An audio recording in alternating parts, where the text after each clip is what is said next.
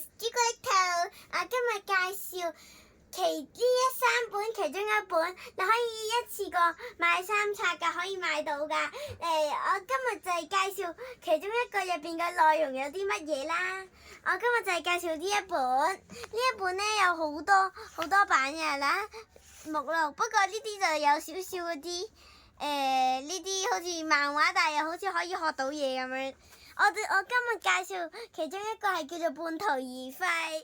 半途而廢嘅意思即係你學下其中一樣嘢，或者做下其中一樣嘢，你就要放棄，咁叫做半途而廢。你睇下呢個，佢話小號好難學啊，我唔學啦。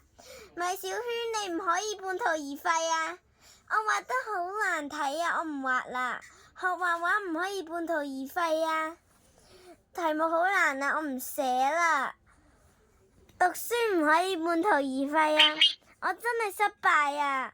咩事都冇，唔可以持續超過3日，唔會啊！你一件事做得好好嘅，一直做得真嘅，快講俾我聽。呢幾年你一直在半途而廢啊！呢啲係好搞笑嘅漫畫，而入邊有各種嘅漫畫，同埋係學到嘢，即係佢入邊都會有啲漫畫，其中一個會有啲字出現，好似半途而廢嗰個字，頭先都有好幾個講咗半途而廢呢幾個字。呢3本都好好睇㗎，大家記住 like and subscribe，多謝。